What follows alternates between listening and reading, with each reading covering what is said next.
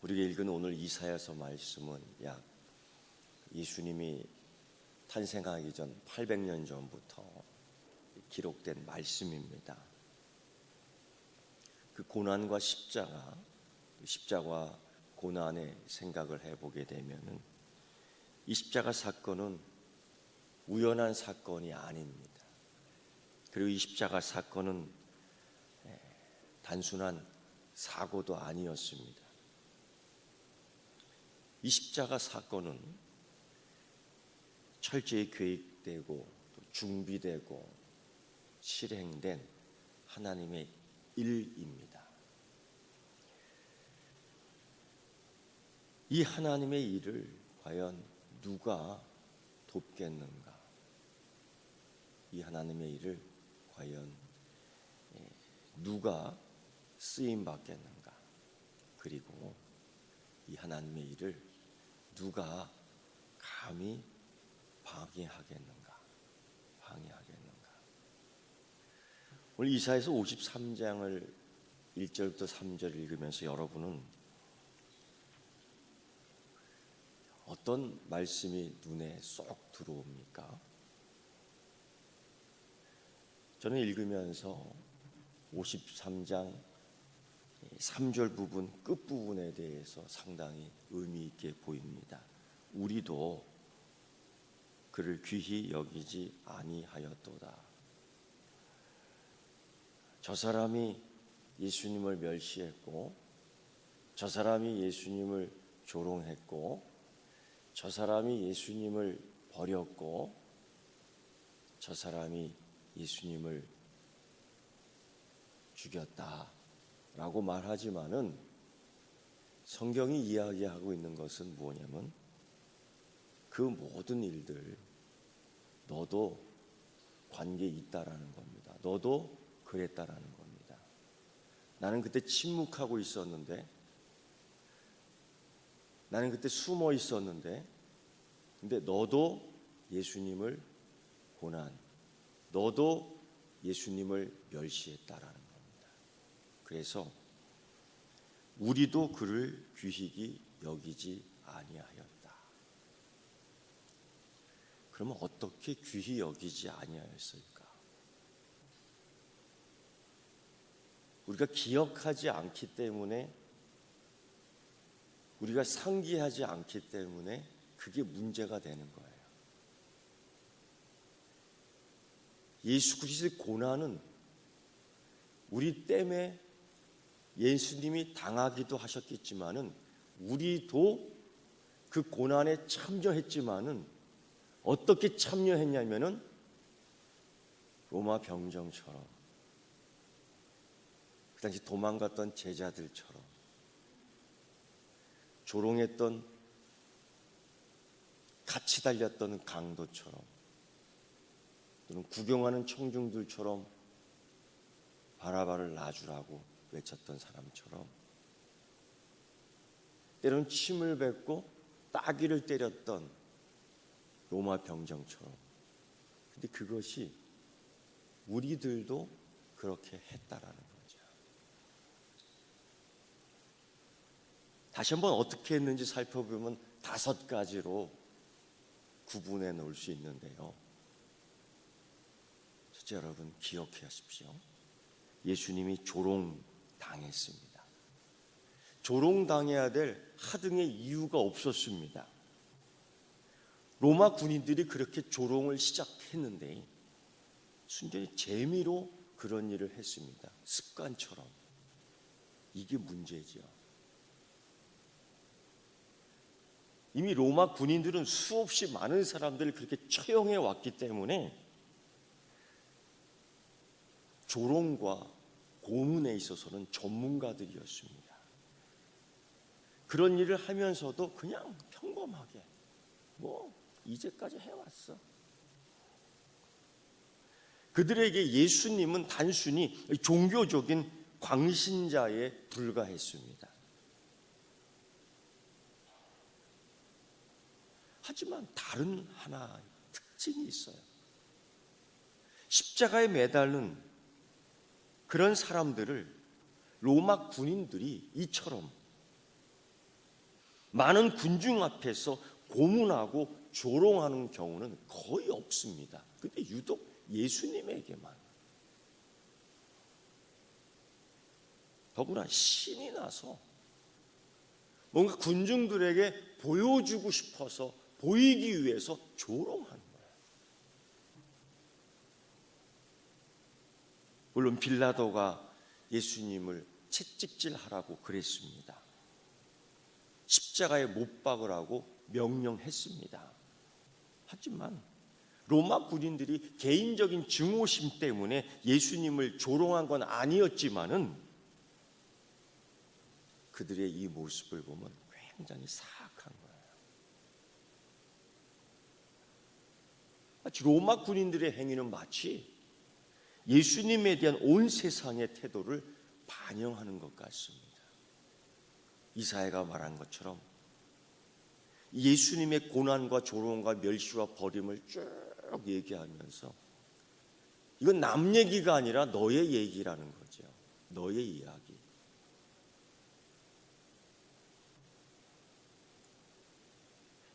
유대인과 이방인들은 예수님을 살해하는 일에 아주 기쁘게 동참했습니다.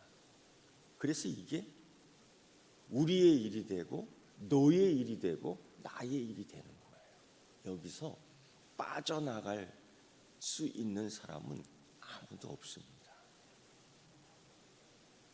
베드로전서 2장 23절의 말씀을 보면 욕은 받으시되 욕하지 아니하시고 고난은 받으시되 위협하지 아니하시고 오직 공의로 심판하신 자에게 부탁하셨다라고 이야기합니다.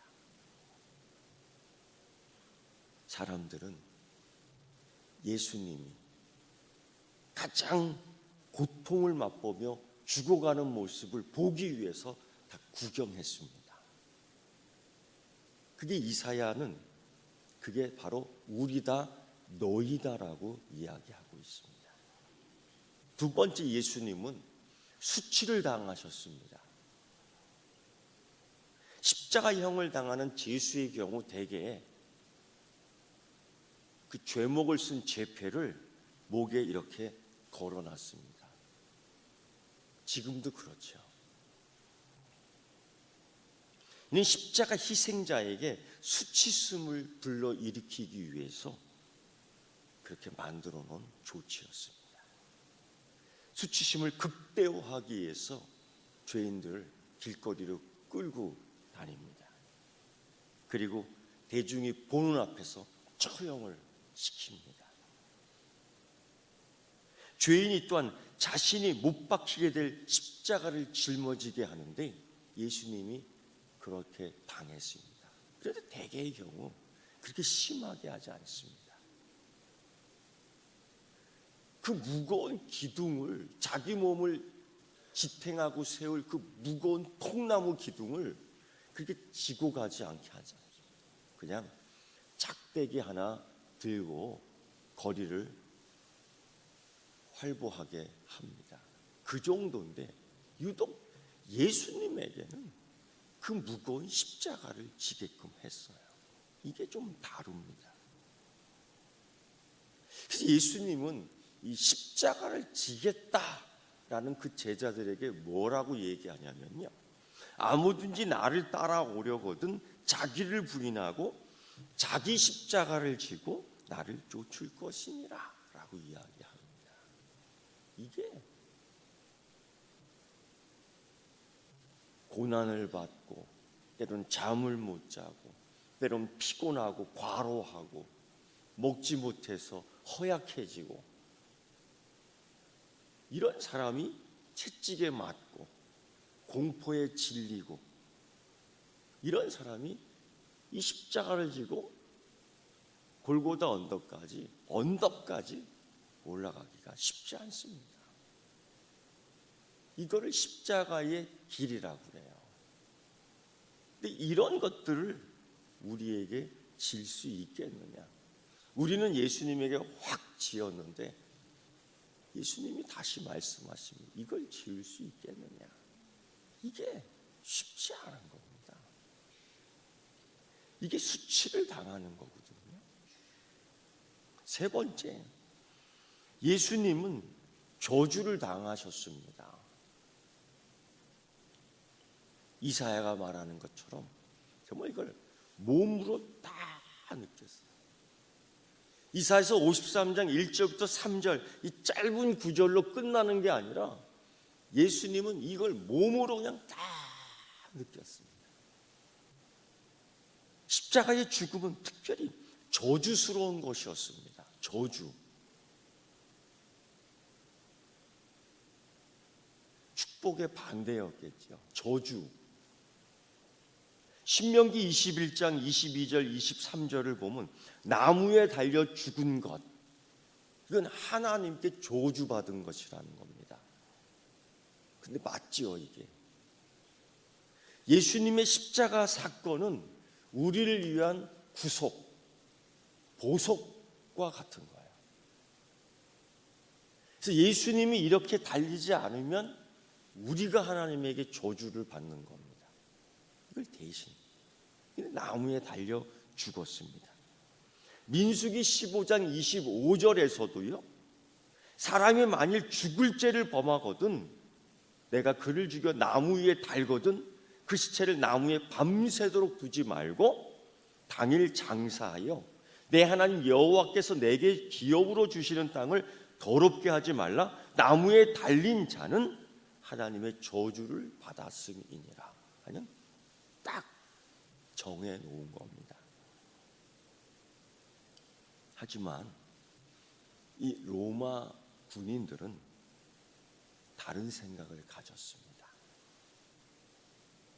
그들은 죄인의 죽음에 대하여, 이 십자가 사건에 대하여 일벌백계로 본보기로 삼기 위해서 가능한 행인이 많이 다니는 길목에 십자가를 세웠던 겁니다.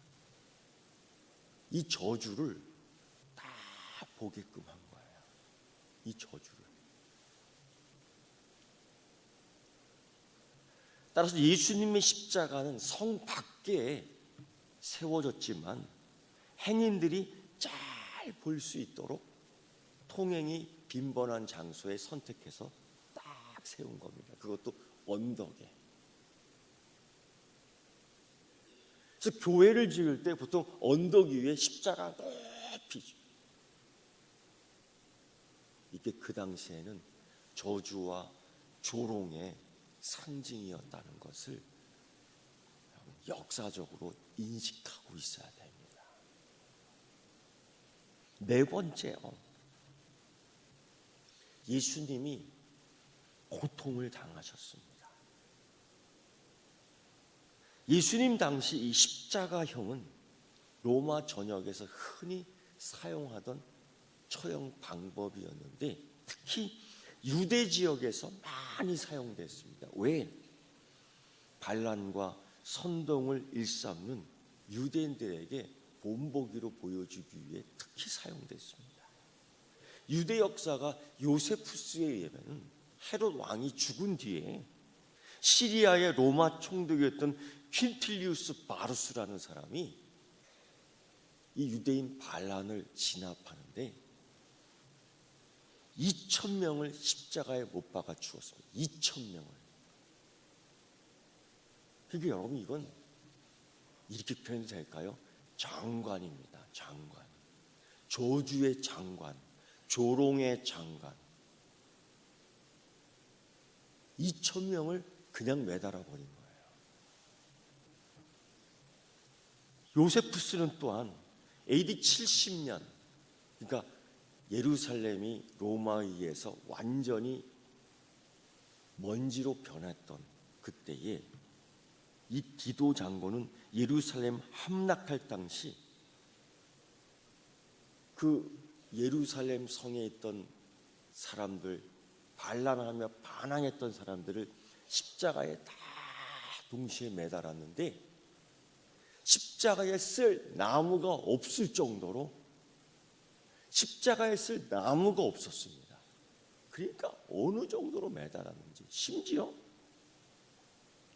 예수님 당시만 해도 로마는 유대 지역 안팎에서 십자가에 매단 사람이 3,000명이나 됐어요. 그 중에 한 분이 예수님입니다. 예수님에게 이런 고통을 확 준 거예요. 고통. 목적은 고통입니다. 그런데 로마 군인들은 손과 발에 못을 박기 전에 약간의 마취제를 제공해요. 그게 쓸개탄 포도주입니다. 그걸 마시게 해요. 예수님에게도 그걸 제공했습니다. 근데 예수님은 맛을 보고 곧 뱉어버렸습니다. 거부했어요. 그래서 예수님은 이 십자가형을 당할 때 이 고통을 모든 몸의 감각이 생생하게 살아있을 때 이걸 다 느꼈습니다. 생생하게. 기절도 하지 않으셨어요. 살아있는 채로 자신에게 주어진 사역을 이 고통으로 끝맺음했습니다. 시편 22편 14절의 말씀을 보면 나는 물같이 쏟아졌으며 내 모든 뼈는 어그러졌으며 라고 기록하고 있습니다. 예수님은 그 마취제 포도주를 내뱉으면서 온전히 몸으로 받아들이고자 했습니다. 예수님은 십자가 위에서 메스꺼움을 느낍니다. 그 고통 가운데, 고통 때문에. 예수님은 극도의 갈증을 느낍니다. 왜? 피가 쏟아져 내리고 몸에 물이 쏟아지기 때문입니다. 너무 큰 고통 때문에 몸에 경련이 일어납니다. 그저 가만히 있어도 아픈데 경련이 일어나니까 몸속에 파고든 그 쇠꼬챙이, 강철로 만든 못들이 더 자극적입니다. 그리고 온몸에 열이 나기 시작합니다. 견딜 수 없는 겁니다. 몸 전체로 끊이지 않는 고통을 느낄 수밖에 없었습니다. 이게 십자가의 고난입니다. 멸시를 받고 버림을 받고 간고를 겪고 질고를 알고.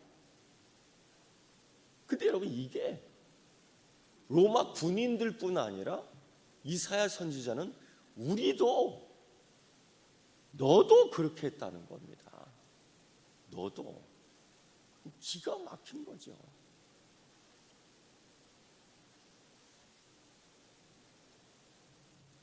예수님은 십자가에 매달려 있는 그때에 그 고통을 다 받아들여요. 정말로 예수님은 철야 기도를 많이 했어요. 예수님은 쉬지 못하여 과로했습니다. 과로. 예수님은 먹지 못했습니다. 그 실제로 예수님의 모습은 광대뼈가 나오고 깡 말랐다고요. 실제로. 근데 그런 분에게 십자가를 지게 하고 그런 분을 못을 박고, 그러니까 버틸 수 있는 힘이 없는 겁니다. 버티지 못하는 겁니다. 근데 그걸 끝까지 버텨요. 왜?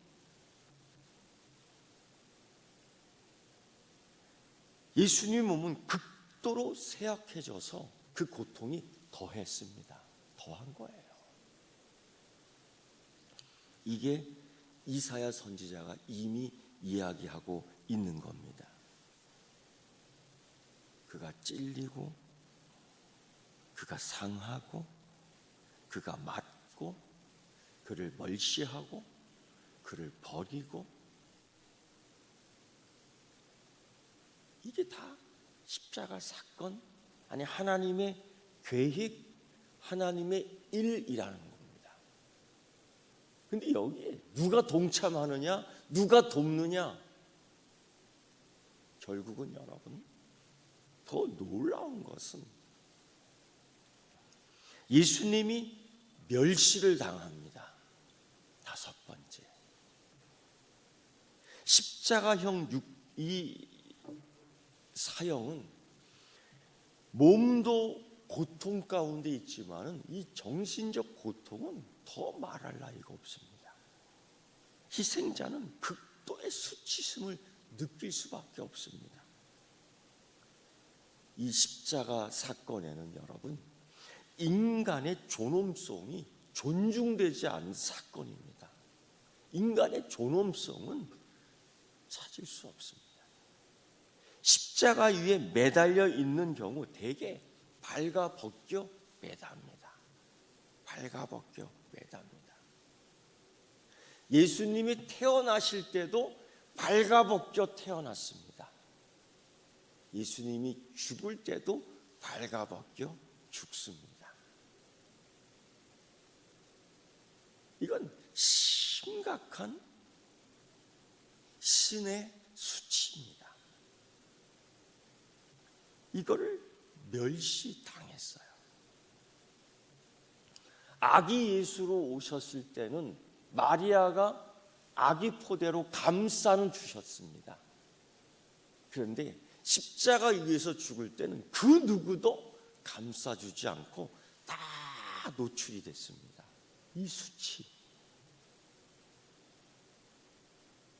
이런 것은 더욱 수치와 모욕을 주기 위해 만들어 놓은 인간의 장난이었습니다. 그래서 히브리서 12장 2절에는 이 사건을 극도로 표현해요.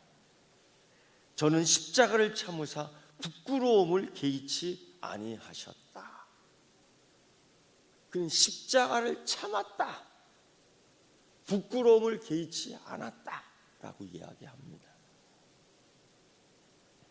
더구나 조롱을, 멸시를 당하는데 누구에게 또한 멸시를 당했느냐?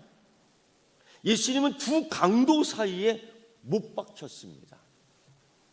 그런데 같은 처지에 있는 못 박힌 강도들마저도 끝까지 예수님을 조롱했습니다. 자기가 죄인인 줄 모르고, 자기 눈에 있는 들보는 모르고 남 들보 있다고 얘기하는 거예요. 남 티는 있다고 얘기하는 거예요. 이 강도가 자기도 고통당하는 와중에서, 그러니까 자기도 고통당하고 있습니다. 근데 그 마지막 남은 힘으로 뭘 했는지 아십니까? 그 강도들이 예수님을 조롱했습니다. 이게 있을 수 있는 일입니까? 마지막 남은 힘으로. 이런 걸 보면 악인이 있는 거예요. 악한 사람이 있는 겁니다. 이게 숨겨져 있을 뿐이지 악인 중에 악인이 있는 겁니다. 같은 처지에 십자가 못 박히고 같은 고통에 있는데 그 마지막 남은 힘을 다해서 내뱉는 게 뭐냐? 예수님 조롱하는 겁니다. 그것도 장난 삼아 예수님을 조롱해요. 죽어가면서. 이게 맨정신으로 되는 이야기입니까? 이건 악하기 때문에 그래요. 악하기 때문에. 깨닫지 못하기 때문에 그래요. 뭐라고 장난 삼아 조롱하냐면요, 이렇게. 저가 남은 구원하시되 자기는 구원할 수 없도다. 저가 이스라엘 왕이로다. 지금 십자가에서 내려올지어다. 그러면 우리가 믿겠노라. 저가 하나님을 신뢰하니 하나님이 저를 기뻐하시면 저를 이제 구원하실지라. 저 말이 나는 하나님의 아들이라 하였도다. 이렇게 조롱하는 거예요. 그 고통 가운데서 얼마나 똑똑하게, 얼마나 분명하게 조롱을 했는지. 더 놀라운 것은 그들 자신도 모르는 사이에 시편 22편 8절에 기록된 예언의 말씀을 그대로 외워 말하듯이 말한 겁니다. 시편 22편 8절 말씀. 그렇게 그들은 악한 짓을 하면서 하나님의 일에 동참한 거예요. 그들은 그렇게 악한 일을 하면서 예수님 멸시하며 하나님의 일을 이룰 거예요. 그들은 그렇게 예수님에게 고통을 주며 하나님의 일을 이룰 거예요. 그들은 그렇게 악하게 말하고 행동하면서 조롱하고 수치를 주고 저주하며 하나님의 계획된 일들을 아주 세밀하게 이룬 겁니다. 이게 십자가 사건입니다. 그런데 예수님께서 이젠 다르게 얘기하는 거예요. 너희들이 그때는 십자가 못 박는 자였지만 이사야도 그렇게 얘기했어요. 우리도 그를 귀히 여기지 아니하였도다. 우리도 그를 십자가에 못 박았도다. 우리도 그를 멸시하였도다. 우리도 그를 조롱하였도다. 우리도 그를 저주하였도다. 그러나 예수님은 오늘 우리에게 다시 말해요. 이제 못 박는 자가 아니라 그 십자가를 같이 지겠느냐, 같이 지겠느냐. 그래서 한 사람을 미리 보여주셨지요. 이렇게 말입니다. 바로 구레네 시몬입니다. 구레네 시몬입니다. 억지로 졌지요. 여러분, 그 십자가를 오늘 찾는, 십자가를 못 박는 자가 아니라 십자가를 지는 여러분 되기를 축원합니다. 기도하겠습니다.